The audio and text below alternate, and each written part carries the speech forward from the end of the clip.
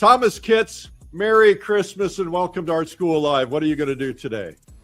Well, I thought I would show you how you can take two opposite hues, like yellow and violet, on the color circle. I'll explain that a little more in detail down the road. But how do you get them to work on something like snow in the dark? And if you can learn to do it there, you can learn to do it anywhere in any transition you want to make in any kind of light. Well, we continue to deliver. We've been here, I don't know, 2,000 times or something since COVID began, every weekday. And since Christmas is a weekday, here we are. And I'm a little jealous of your hat, but I'm going to try to compete here. You ready? Oh, nice. Yeah, right. Mine's got little feet hanging out of it. Oh, yeah. Nice. Yeah. Feet. But if you don't like that one, then I have this one. You got my. Oh no, I do like that one a lot. Like that one? Yeah. All right. Well, there is this one. I can be more like you. Oh, yeah. Yeah.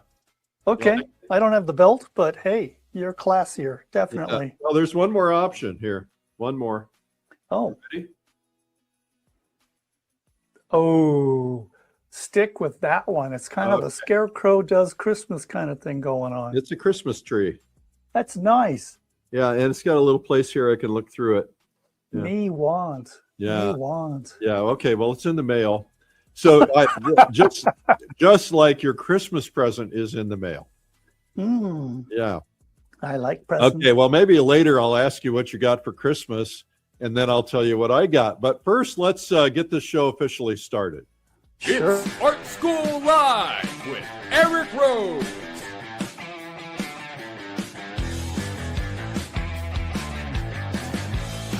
Now, here's your host, Eric Rhoads. Well, Merry Christmas, everybody. I hope you are having a really great day. Now, I know a lot of you are watching around the world and you've already experienced your Christmas morning, and a lot of you in the United States are just now starting to experience your Christmas morning. So Merry Christmas to everybody. Happy holidays. And we are really thrilled to be here with you today. We wanted to be consistent, so we're here on Christmas Day, and we'll be here on New Year's and New Year's Day too, because that's what we do for you guys. Our goal is to teach everybody how to paint, and today we have a world-class painter, Thomas Jefferson Kitts. So let's look at some of his work right now so you can see what he's capable of doing. Look at that. Oh, I want to paint there. That's in Oregon, I think. That's beautiful. Is that Mammoth Falls? We'll find out. Nice, nice. I remember that painting. Look at that. That's very Saroya-esque. Thomas has a video that we did together on Saroya, and he's going to tell you about something he's going to be doing that relates to Saroya later on in the program, so stick around for that because that's going to be cool. But today, Thomas, was that Mammoth Falls? Is that the big falls in Oregon out where you are? No, that is Lower Yosemite Falls. Oh, that's Yosemite Falls. That's a tough one to paint. I've tried it. It was interesting to get up to. Well, all that mist in the air, and you wouldn't dare do it with watercolor.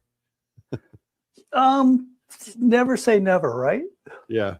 Well, you'd be getting a lot of water on your paper all the time. Everything would be soft focused, and then I'd have to tighten up edges when I got back. Yeah. So what kind of Christmas traditions do you have in your household? Oh gosh, well, we have like about 7 days, and I should mention that my in-laws can number up to 90. So we do Christmas Eve sort of the way I grew up. Then we have Christmas Day with our neighbors and friends and close family, and then we have Boxing Day. For those from Canada, they know what that is, but a lot of my family sort of comes from Canada, and that's the day you pack up all your old stuff to drop off and donate. On Boxing Day is when the rest of the family shows up, and we're hosting this year. So it could be anywhere from 25 to 70 people. Wow. You never know. Wow, you got to make a lot of cookies. Oh, that's what my wife is doing right now. I can smell, I'm not kidding. She's doing it right now. Oh, nice. Okay, well, why don't you explain what you're going to do? Because this is confusing to me. I am easily confused, as you know. I know, and I will probably try to make it more complicated than it needs to be. But essentially, I had a very good friend many years ago teach me to try to paint my way around the color wheel. Now, I have to explain that. Instead of, let's say, slapping color A right up against color B and then smushing them together, hoping that you're going to get the transitional color. Yeah. There you go. Nice. Instead of doing that, because it often produces a gray, especially if you're like, if you mix red and green and you smush them together in between, you're going to get red, gray, green. You're not going to get something that ties to both hues. So instead, you learn to sort of stick something in between the red and green. And in this case, it depends on what you're trying to do. You might be using like a violet, or you might be using a sort of a yellow orange. You'll see this, how it works when I do the demo. All right. So if I've lost anyone, if anyone's confused, you're going to get it. Okay. Yeah. It's all about transitional hues from one to another. What is a hue? A hue is what we normally use to name a color. Most people who are non-artists say, look at that yellow school bus, look at the blue sky, look at the green grass. That yellow, blue, green, that's a hue. That's independent of the value of a color, or let's say how saturated it is. Well, value would... What's the value? These are great questions. Yellow is a light valued hue, meaning it's light when it comes out, it's close to white. And if you took and you squeeze out ultramarine blue, that's a very dark value hue. It's very close to black. So I have a value scale on the screen so everybody can see that. Yep. So if you guys, just because I know we have a lot of viewers today because it's Christmas, and a lot of new people checking us out, and I just want to kind of teach the basics to people as we're going along. So I'm going to show something. This is not a painting, but this is a really great example of one basically demonstrating how values create distance or form. And so this is darker in the front, and then medium, and then a little less, and a little less, and a little less. And all of those are basically in one color. So just a little white added each time. So that's value. So I'm going to let you take over now because I'm just going to completely confuse everybody. Well, no, I think that was a really good thing. That's a great setup, Eric, because most people start painting thinking about value shifts. They like to draw on value and they like to paint. Well, I got to go darker, I got to add black, or I got to go lighter, I got to add white. But unfortunately, the chemistry or the physics of our paint don't really work that way. So sometimes we have to do what I'm going to do for you today, which is to find that intervening color hue that you need to go from, say, yellow to violet. In fact, let's just kick over to what I'm going to paint. All right.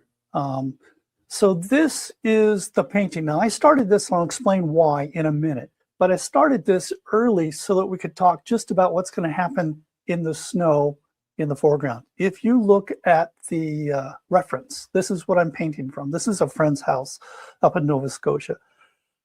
There are predominantly two colors or hues in this that you need. One is going to be a violet, a purple, I like the word violet, and yellow. But they're on the opposite side of the color wheel.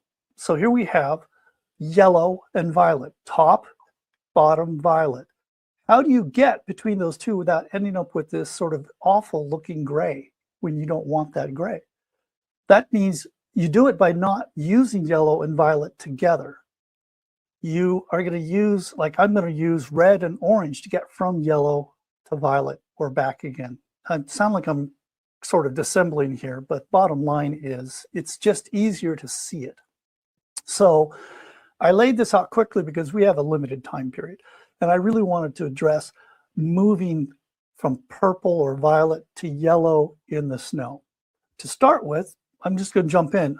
To start with, I'm going to look at the, here's something that might help you. There's the image again that I'm working from.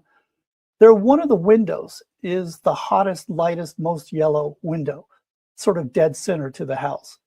Everything else sort of descends down or becomes a little more orange. It doesn't just go darker yellow, it shifts towards an orange, and that's what you're going to learn. And then when you look at the snow, the same thing's happening. The difference between the shadows in the snow, which are violet, and the lights in the snow, which are kind of orange and peach, there is a transitional hue that will link those two disparate colors together without creating a mucky gray.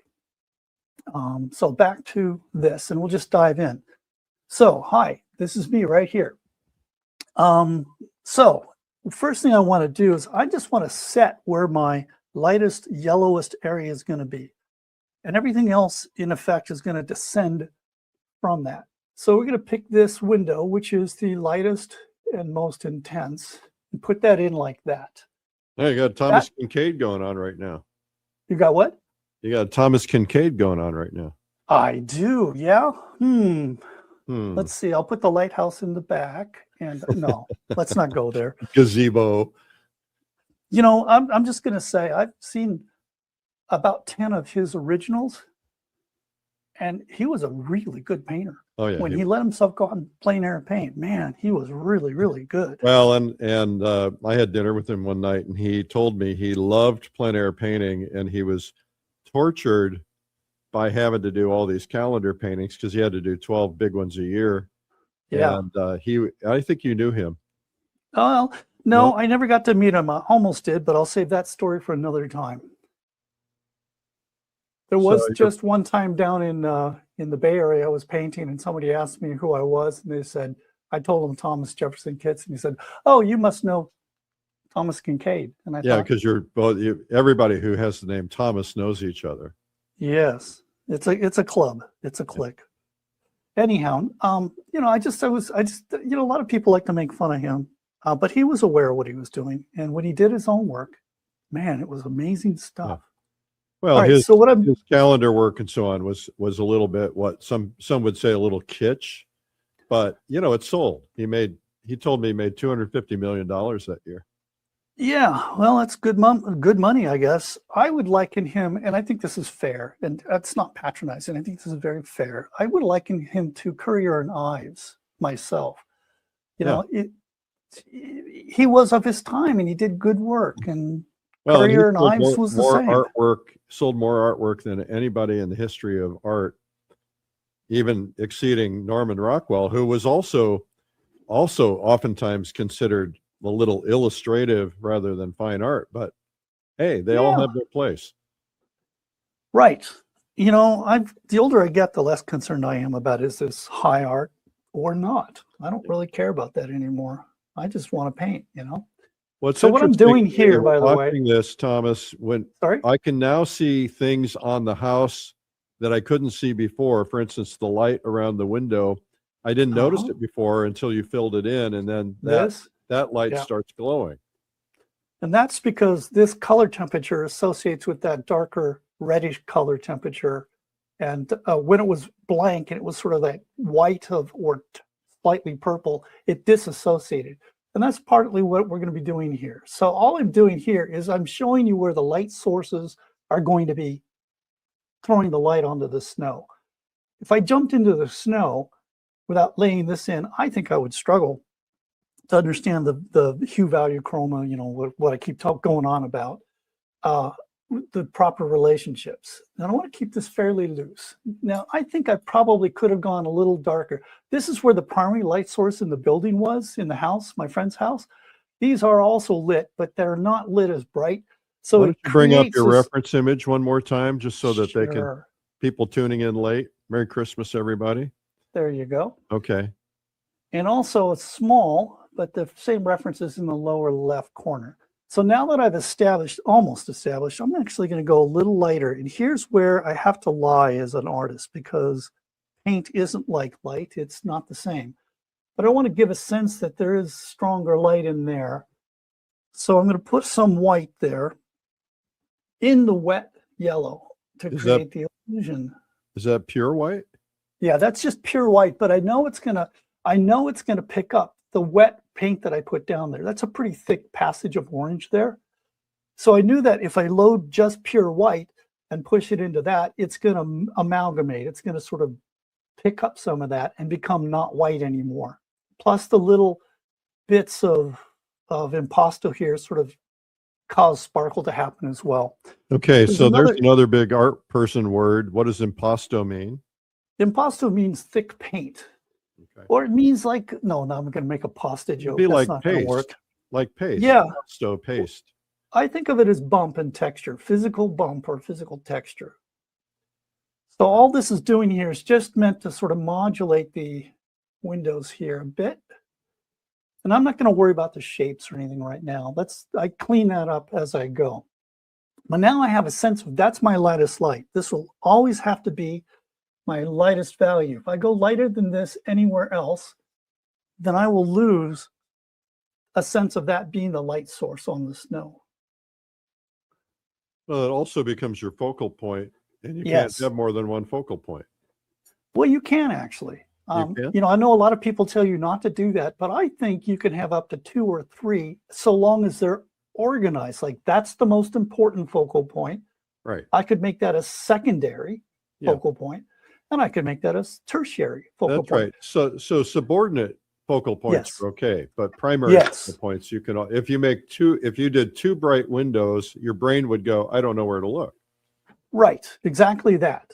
You'll note that this is not as, it may look on your monitor, but in reality, this is not as high value as that. And I may even modify that as this develops. Now I'm going to start blocking in my dark and light masses in the snow. This is what the workshop is, that's what this is about. And I'm using very strong, high saturated colors because I want people to see that you don't need to gray things down. You don't. You know, you can, as long as you kind of find that passing value. One of the questions from the chat is, are you painting over dry paint or over wet paint? Yeah, this is dry. I stained this with a little bit of a mixed violet, and it's dried. Now, Okay. you could also do this wet into wet. I just thought it's going to be simpler for people to try for the first time on a dry surface. It's going to be harder when it's wet into wet because you're going to be, all of a sudden, you're going to be blending color when you don't intend to. That's true. And that's kind of what I'm trying to show people here. Now, that's a little darker value. When I look at this in my reference, it's a little too dark. So I'm going to lighten that up and change my key on that violet. I've pre-mixed and some colors. And we'll just come back in and make this really loose and painterly. So when you say change your key, what that means is making it lighter. Yes. In that case, changing the value. I don't often use that word key because it's sometimes people are confused by what do I mean? But it is like a legit term. Yeah, like a art. high key painting is a very light, lot of light in that painting. A low key painting is not a lot of light. Yes, or a lot of contrast is how I'd put it. But yeah, I don't mean to be correcting you. I just listen. You've been doing this longer than I have. You can correct me all you want. So I'm not going to be overly concerned about the accuracy of my drawing. I'll try to do my best at first shot. This is kind of like a painting, a 𝗲𝗶𝗶 painting style, which translates from the French as at first strike. In some cases, I think it's more important to keep the freshness of the paint than overwork an area too much. Now I'm going to switch up and change because here, I don't know if you can see the difference. This has a little more red in it. This has a little more blue in it. But as we move away from that light source, and I look at my reference, I see that the colors start shifting towards blue. In fact, there's more blue down here because that's sort of in the same part of the picture plane as this is here. Picture plane Could you do us a favor and show us your palette up so we can see that? Do you have a way to turn that on? Just Yep. All right. Now show everybody what we're mixing. Okay, so this is CAD yellow medium, CAD orange, CAD red light, CAD red deep, quinacridone red. That's a mixed violet from ultramarine blue and the red here. And this is the same too, but I bias this one more towards the blue. The entirety of this painting that I'm going to be doing in the snow is going to come from that lineup. And these are a few pre-mixes I did just while I was waiting for us to start. But everything happens between that yellow and these violets. And if you look at the color wheel, you see yellows at the top at 12 o'clock, and you see violets at 6 o'clock. And it just so happens that the lightest value hue is yellow, and the darkest value hue that we have to work with, with the degree of restraint, is the violet. So it's already set up to be warm yellow light, violet cool dark, which is why, and I'm just throwing this out here as a factoid, the French Impressionists believed that the only two colors of any importance was yellow and violet. All other colors, hues that we see, are either leaning towards yellow or leaning towards violet, depending on the light, the color of the light that hits it. That's a lot to absorb, but I was going to throw that out there. Okay. And what I'm doing here is I'm trying to get this to start to look like light down here. So anything that is in the white snow that's lit up will be close to these colors. Anything in the shadow is going to be close to the sky, which is darker and, believe it or not, more violet. Okay, so now right here, this is going to be a transitional color, the thing that I was talking about. There's a point where some of the light coming out of the windows sprays and spreads and starts to change the color of the shadow right in there. Can you bring up the reference again so we can see where it does that? Yes. You're right. It does. Wow. And that's important, because this is how you get from here to here, is through this passage. Isn't that amazing? It is amazing.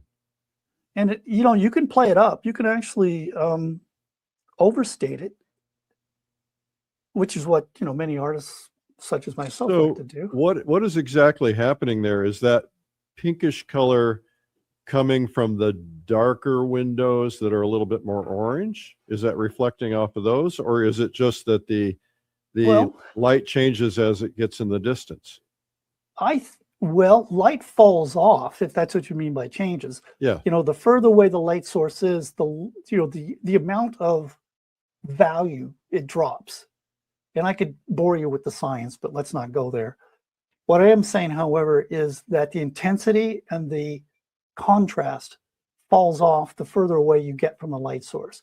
So this stuff is the planes coming out of, this is the light coming out of the window here. I think that this light in here, which you can see in that middle ground area here, is light coming from this one, because I've been in this house and there's a huge light right here behind that wall that is diagonally shooting the light this way. And I thought that was kind of a cool effect. Nice. Let's just block that in. Now, it's a reflected light. This is a light source. That's a real light illuminating the house. This is a reflection, which means the value of the lightest part here is not going to be as light as that. It's not even going to be as intense as that. Is that true also in water? You're reflecting trees in water that's going to be darker? Yes, in almost all cases. There are some exceptions to that rule. And those exceptions we don't want to talk about that now.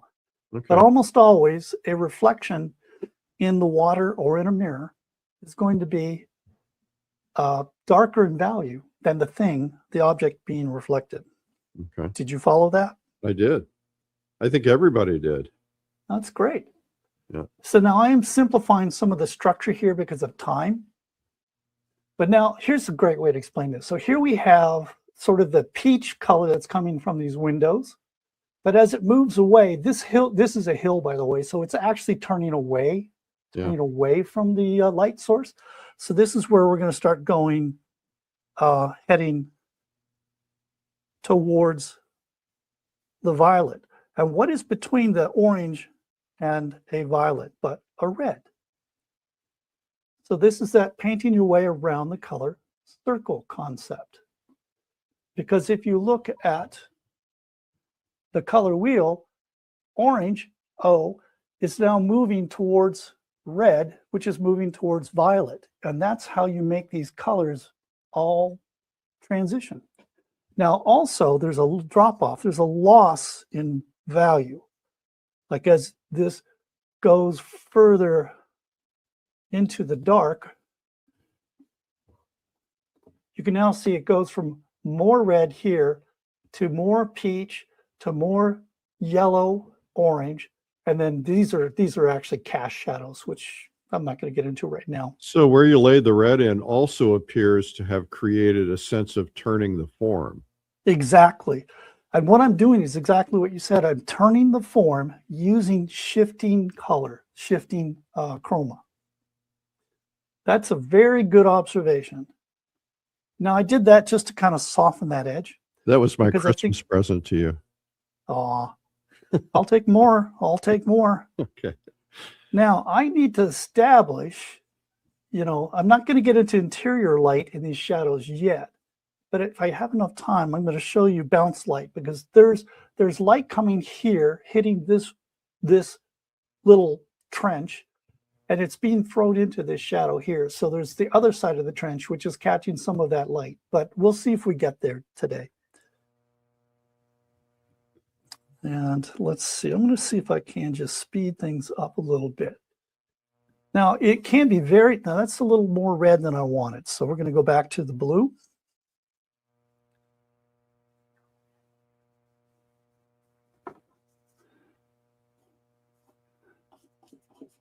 At this point, I'm just looking at shapes. I'm not trying to render or necessarily smooth things out. I just want to kind of knock out the shapes. And you can see I like to randomize my strokes, but that's not really what today is about. But now, just with this, you can start to see what's happening. And so I'm going to slow down a little bit. I'll tell you what, Tom, this would be a great time for us to take a quick break, and you can right. get a drink of water or something, and then we'll Perfect. be right back. Okay. Thank you. All right. This is good. This is a really good Christmas present for you guys. Thomas Jefferson Kitts is our guest today. We're talking about getting in the middle between two colors. It's complicated. Watch the whole show if you missed the beginning. I'm Eric Rhoads, and we're here every weekday at 12 noon. Thank you for watching. Our goal is to teach everybody how to paint. We believe anybody can become an artist. Anybody can learn to paint. And if you follow a process or a system, you don't have to have natural talent. Now, natural talent may come into it when you get past the basics, and now all of a sudden you get to the level of a Thomas Kitts, but he's worked for 1,000 years to get to that level. But we're going to learn a lot on this, and it's going to get you to the point where you can feel comfortable painting. Watch any 5 programs, and you will get the confidence that, you know what, I think I can do this. And that's what we're doing. We've taught, I don't know, close to 20 million people now, so we're really excited about this.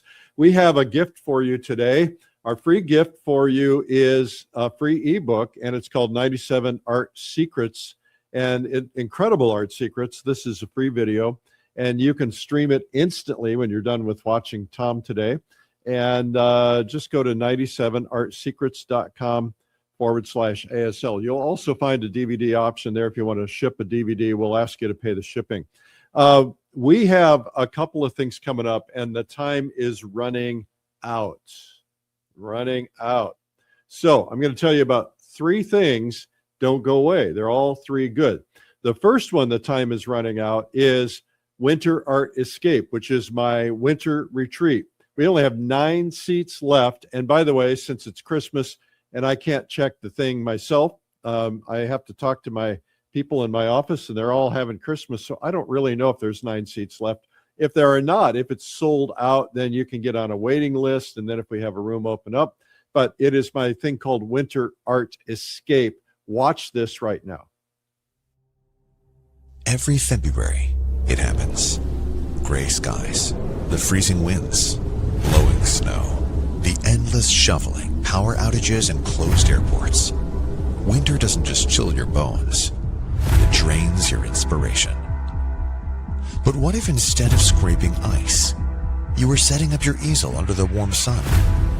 What if instead of gray, you were surrounded by color? This February, join us for Eric Rhoads' second Winter Art Escapes Artist Retreat for a week of painting in the sunshine of Hilton Head Island, South Carolina, and Savannah, Georgia. Paint the breathtaking coastal marshes, the roaring ocean, historic Victorian homes and town squares, trees dripping with Spanish moss and golden sunsets. With every detail handled, your room, your meals, your painting agenda, all you have to do is show up, paint, and connect. You deserve a solid week of painting and making friends. Spots are limited to just 100 artists. They're filling fast. Don't spend another February stuck indoors. Escape winter. Recharge. Paint with us at Winter Art Escape.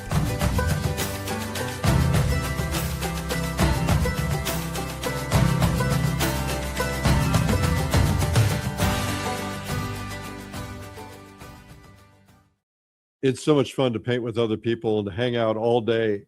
When are you going to take a whole week, paint 2 or 3 paintings a day, hang out with people? You're not.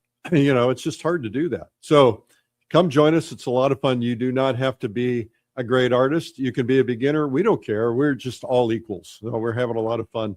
We've all been there. So, but there are maybe 9 seats left. And January 1st, actually December 31st at midnight, so New Year's Eve at midnight, that's when we have to cut off registration. So you're be warned. Okay, the second thing I wanted to tell you about is Plein Air Convention, which is coming up in May. And we've already sold out the main hotel, but there are 4 others that are about to get filled up. It's in the Ozarks, so it's an easy drive from most of the country. No more than a couple of days from most of the country. It's so central, and it's a beautiful location. We have some great things planned, and we're going to be excited to paint together and learn from about 78 or 80 of the world's top artists teaching outdoor painting. So come to the Plein Air Convention, and the price is about to go up again on that too. So get booked on that, pleinairconvention.com. And then last but not least, in January on the 21st, I believe, we're getting Watercolor Live, which is our 4-day event, 3 days plus an optional Essentials Day on watercolor with leading watercolor artists teaching you. Demos all day. You will leave there immersed and having felt like you are completely exhausted, but you will be learning so much that you're going to up your skill sets considerably. I know because it's happened to me. My watercolor paintings have gone from worst to first. Well, maybe not first, but maybe worst to third. So I got to watch a few more times. Anyway, check it out at watercolorlive.com. Now, speaking of first, we have one of the best artists in America, probably one of the best artists in the world, Thomas Jefferson Kitts. So I should tell you, by the way, that Thomas has some videos with us. I don't know if we have graphics of those, but we did one on how Sargent paints and the techniques of a master, and that's really fabulous. And we did another one, Painting the Color of Light with 𝗧𝗏. And again, Thomas showed us how 𝗧𝗏 painted and the techniques there. So both of those are excellent. You can find them at painttube.tv. Tom, this would be a really great time to tell us what your big plan is related to 𝗧𝗏. Well, thank you. That's a fantastic, well, it was a great lead up. Thank you. Yes, my next international workshop is a stunner. What it's going to be is we're going to spend a week on the island of Mallorca off the coast of Spain, and we're going to paint in the footsteps of 𝗧𝗏. So I've booked a place, a villa that we can all be in. We're going to be in a small village where he used to stay. And it's one of those workshops where you're not going to spend much time, if any, in a car. We're going to eat, sleep, and walk to our places to paint. You can see there's a little map on the left side of your screen. That's Mallorca. Stunning place, great food. We have a gourmet chef that's going to be living with us. And I got to tell you, I'm super excited about this one because it's going to be all 𝗧𝗏 all the time. Now, if you're not somebody who's into that, that's okay. I'm not going to force it down your throat, but I can work with you with what your interest is. But the rest of the group, it's 𝗧𝗏 all the time. Oh, Well, I forgot to mention. I forgot to mention that if anybody wants information on that, just go to my website, 𝗏𝗂𝗃its.com. There's a video on the first page that shows you exactly what we're doing. It's stunning. I keep saying that. So I hope you join me. I'm coming. Oh, you're welcome. Please do. All right. Shall we go back to painting? Yeah. Okay. So while he was talking about all that, I was kind of covering up some white stuff. No pun intended, but white space.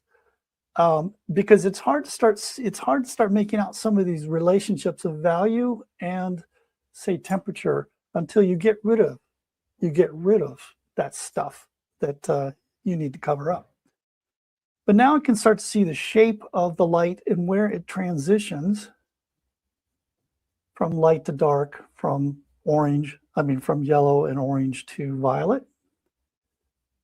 And at this point, now that I've got all that laid out, it's just a question of refining. But notice that I'm trying to avoid putting white in my paint, because for this demo, I wanted to be able to do this at a high chroma, because there are a lot of people out there who really like high chroma. And I think it's one of the weaknesses of painters not to be able to get from, say, red to green, blue to orange, or yellow to violet without something in between kind of going muddy. So in this case, I'm going to work this area right here to try and make the transition happen between the window and then the shadow, because here it goes quite violet. There's a peachy rubine quality here, and then we get orange on the rim of the snow there. If I can make that happen, then that's going to get the eye to move out into the snow from here. I'm also going to magnify or amplify the flares that you see around the windows here, which will again. Oh, I'm anxious to see that. Yeah, okay, well, let me resolve that and we'll go to the flares next. So I'm squinting. It's always important. That was a little warmer. You see, that needs to go a little cooler, so it's simple. I just add a little more blue, and in this case, it goes down in value, which I kind of want. And now I need to take that closer. There's the transition there. A little bit of stirring or scrubbing. And let's see, there's a cast shadow there that I should probably address. There's a bump in the snow there. And that's a little dark, but let's soften this for now. Now, so glow. Well, before we do that, let's show the light falling on the plane of the snow here.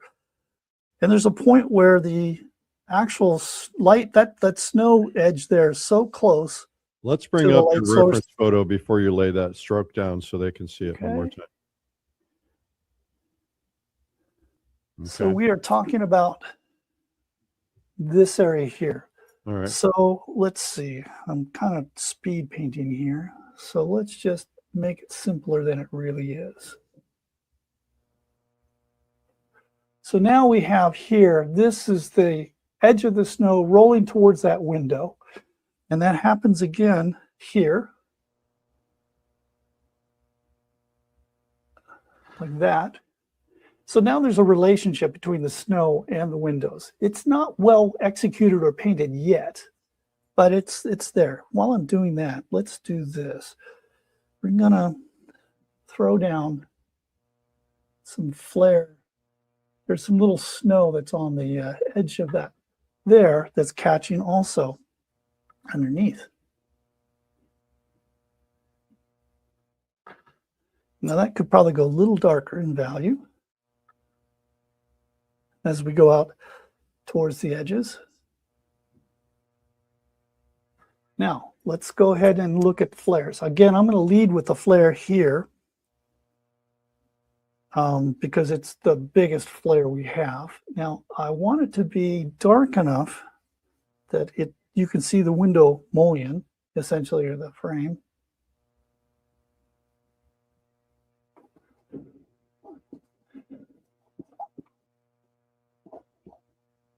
Is that okay to paint with your fingers like that? Isn't that where we all start? I remember that, don't you? Yeah. Okay, now I'm actually going to loosen that up a little bit.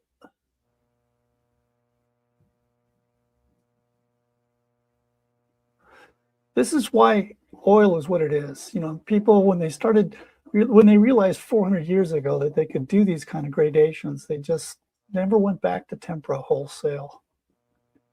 And I'm just going to let this kind of be a little loose Now we need to see something in there that sort of indicates the architecture or the mullion, let's say.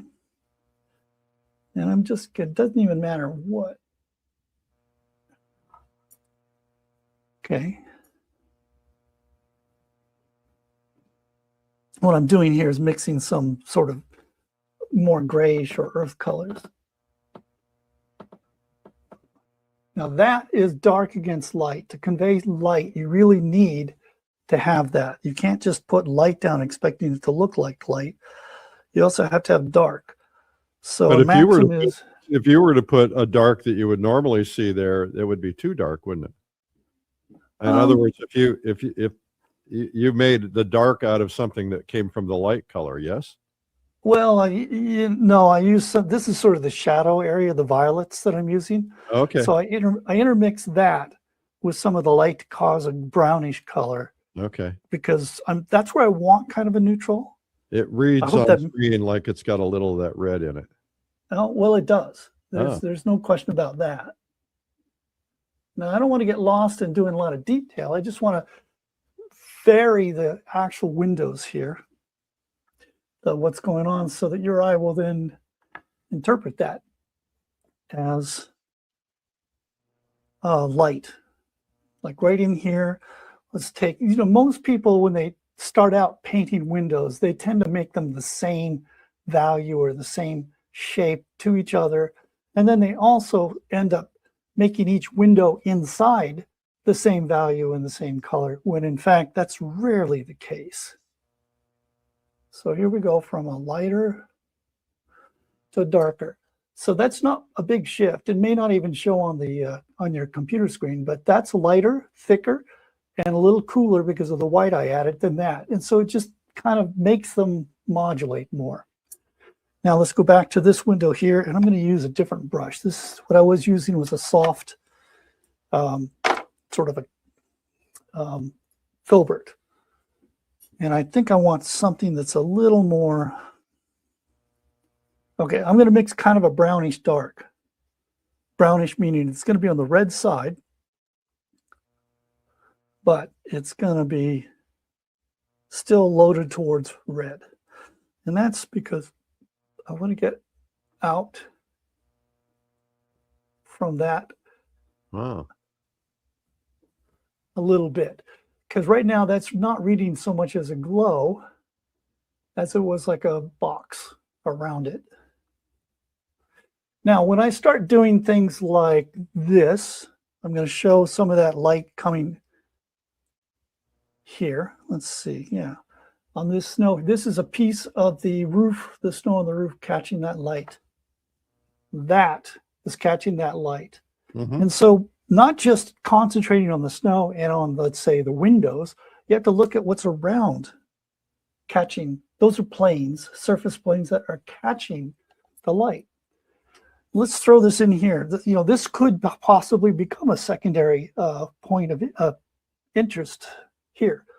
In this area here, you can see this window's doing this, and you can see the side of this post is catching window from that.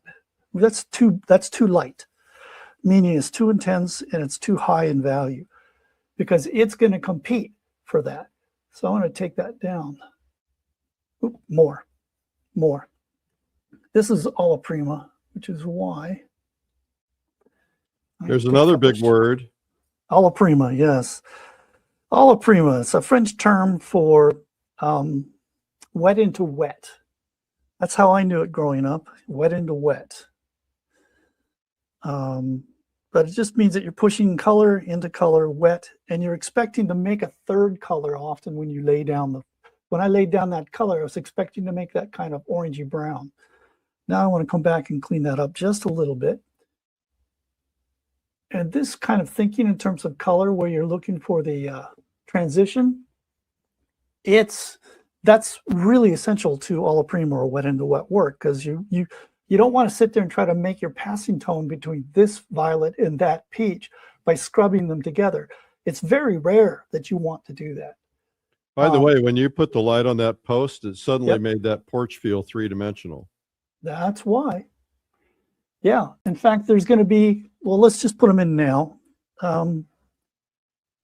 there's a little, again, this has to be careful with this. So there's like a chair or something here. I don't care. It's a shape. That's all I care about. There's a sort of breaks up. This gives you a sense of human scale in this area. But there's a little, just little punches of light right there. If you guys are digging what Thomas is doing, just say a Merry Christmas, Thomas. Oh, yes. Merry And Christmas, give everybody. a like and a thumbs up. And of course, share this with other people. Yes. And of course, we love it when you subscribe. Yes.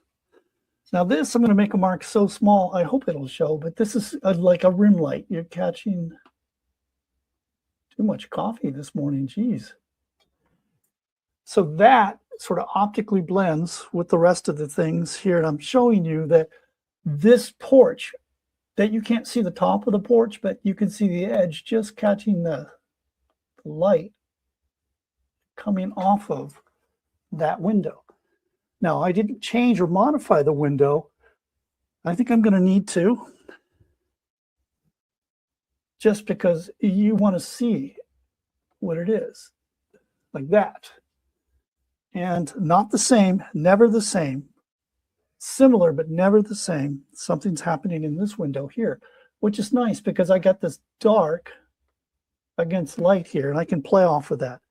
Anytime you can put a light against a dark or a dark against the light, you should consider it. And so now that is different than that at the top of the window. And let's go ahead and, again, try not to make it the same. It's going to be Now fun we're to see how starting- this comes together in the next 7 minutes. Oh, let's see if I can do that. All right. What's the most important thing? That's a fair question. I think, let's just paint. I might, is it okay if I just stop talking? Well, that's good. You need to talk. Otherwise, people they'll be like, what's going on here? Yeah, okay. Well, I think that the face of this, catching that light's important. And it gets a little looser there, like that. Let's go back. I'm looking for my orangey, slightly more reddish colors. Actually, it should be more cool than what I was doing there. What I want to do is get this trough or this sort of shovel out area looking a little more credible. And I want to sort of pull the eye towards this part of the building. Okay. And we're going to see, you can see I'm actually taking, this is a mix that came from this part. I'm taking this and adding it to that point. I'm not getting a lot of gray in here, but I'm getting some transitional colors. Now, again, we need shadows in here. This is where the snow gets clumpy. And I think that might be a little too dark for what I wanted.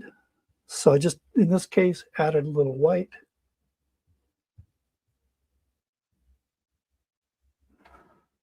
And this is tricky. There's a sort of a transition here that goes cooler.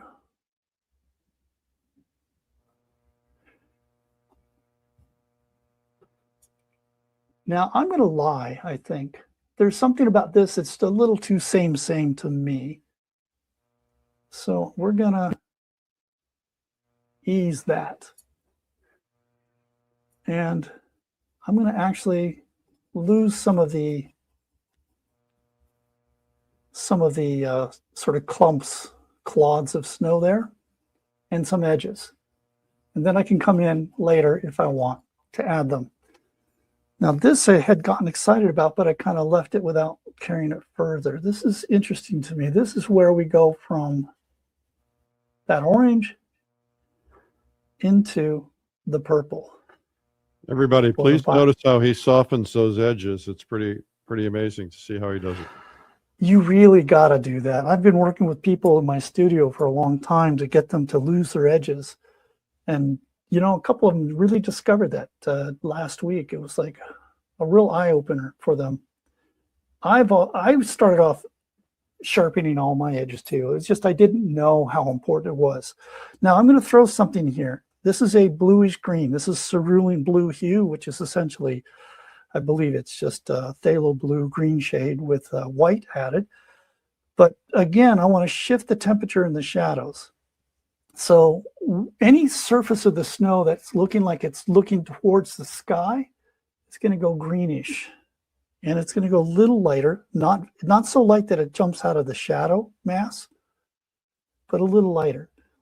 And so that's on to the left side of the yellow on the color wheel. yes, it is. It is. And that's a good observation. I'm only doing it because I see it in my reference. And I also know from experience that snow does that. Snow being white when it's fully illuminated, it means it's neutral, which means whatever the temperature of the light is that hits it is the color it's going to take on. I try to And avoid this- painting in snow personally. Well, you know, I don't mind taking a picture of it. yeah, it could be a chore. That's why I do winter escape, so I can paint in the sunshine. Oh, well, I'm kind of with you. I am. I'm a fair weather painter. Ain't nothing wrong with that at our age. Come on. Hey, you're I a had lot to younger, throw that. you're a whole lot younger than me. I am so not. Maybe I just live a healthier life. No, it's not that either. You're Okay, just so now better looking. I do. Yeah, right. You tell my wife that. Okay, now I need to do some transitions here. Then, okay, no, got to go lighter. I hope people are noticing that I often miss it in my mixes. And if I wasn't in such a rush, I'd be slowing down, and I'd also be scraping back things that didn't look like I'd hit them well enough. But we don't have time for that. Yeah. Now, here's something I want to show folks is that I mentioned earlier that this light is bouncing into this ridge. This shadow here is caused by a ridge in the snow. And so there's some of this color that ends up on that side of the snow. Huh. Now, the lights you see in between, they need to go away because they're sort of throwing off the temperature grouping. I wondered. So we're going to just, what? I wondered about that.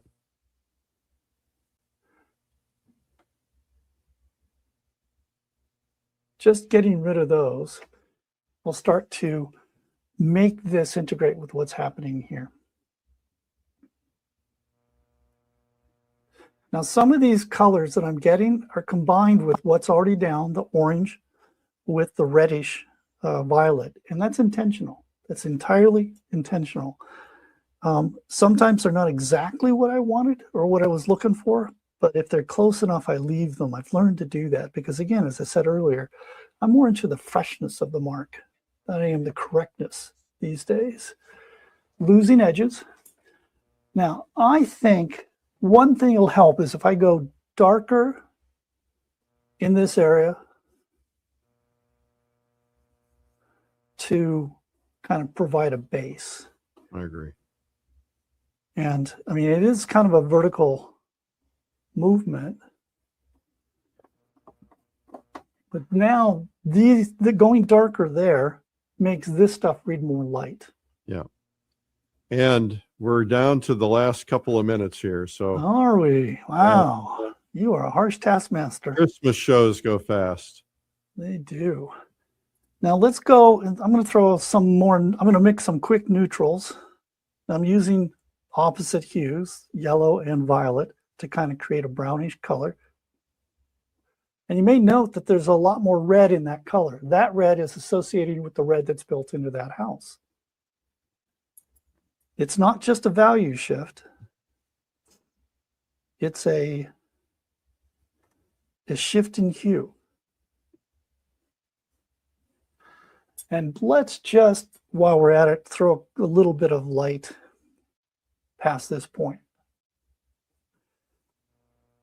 I'm trying to load this up and do it in what, 5 minutes, 3 minutes? Is that what I've got left? No, you got basically about 1 minute left now. Great. Well, Let's this see is if I can- really amazing how this has come together. People are going nuts in the chat. Are they? Yeah, Cool. Well, Well, that'd be great, though, you know, Christmas and everything. if people have questions, I hope that they will send me an email because I'll respond to them as much as I can, given the time I have. Pretty excited about all the things you're doing. All right. Okay. Brush down. All back right. to Well, the camera. Okay. I think I'll have to put this back on. yeah. Wait, get my- You know, here's a question for you. I think I'm going to go ahead and continue working this after this to see how far I get with it. And if Yeah. I like it, You'll post and I it. send it, I was going to say, I'll post it on my Facebook and Insta. But if you want, I'll send you a copy and you can find a home for it. Okay. We'll do it. We'll absolutely. Okay. You are my hero for working on Christmas, man. Thank you so much. Especially when you got 70 people coming over today. No, that's tomorrow. That's Oh, tomorrow. Okay, well, even then. Yeah. Hey, Yeah. And thank you I so enjoyed doing this. It was meant to be a simple idea. It's one that I found extremely helpful when I started to paint. And I hope that others do as well. yeah. Well, Merry Christmas and thank you for your friendship and thank you for all you do for the arts community. You are my hero. What an accomplished artist you have become. I know you've worked very hard to do that, but thank you for inspiring us all and teaching us, and have a very Merry Christmas and a happy New Year. Absolutely. Same to you, your family, and the rest of your friends. Thank you. You're my only friend. Oh, that's a lot of responsibility. No pressure. No pressure. All right. Merry Christmas, Thomas Jefferson Kitts. Thank you. Well, this has been fun. And want to remind you guys to subscribe to this program. Just go to YouTube, look up Art School Live and hit subscribe. Even if you're watching on Facebook or Instagram or Twitch or Blue Sky or Threads or LinkedIn or whatever other platform, because if you subscribe there, then the numbers go up. You know what happens then? We get to reach more people, and that helps. And if you like it, make sure to share it. And please leave a comment, hit the like button, whatever you want to do, because we like it when we hear from you. I want to say Merry, Merry, Merry, Merry Christmas to everybody. Thank you so much for being here. We'll see you. I'll be here what's left of the year, and I'll be here on New Year's Day and New Year's Eve and New Year's Day, or somebody will. If it's not me, somebody will be, maybe Carrie. So thank you again for everything. Have a really great Christmas. Thank you to my producer, Amandine. We should probably bring her on camera so we can all say hello and Merry Christmas to her. Is that possible? She's like, no, don't put me on camera. She is. Where's your Christmas decorations? You're supposed to have your Christmas stuff on. I just moved like very recently, so I need to put it up. Yeah. Okay. Well, Merry Christmas and thank you, Amandine, for all you do. Thank you. All right. We wouldn't be here without her because she's scheduling all of the artists. It's a huge job, training them, getting their cameras ready, all that stuff. It's a big, big job. So we're very grateful to her. Thank you. And thank you to you for being here and showing up and getting into the chat. There are a lot of people who have become regulars. They're here when we're live, and we love to see you guys interconnecting and saying hi and Merry Christmas to everybody. It's nice to have people from all over the world gathering. That's what this is about. We're just one big happy family of artists. All right, you guys. Well, Merry Christmas. Wait, one more change of the hats. Okay. One hat, two hats, antlers.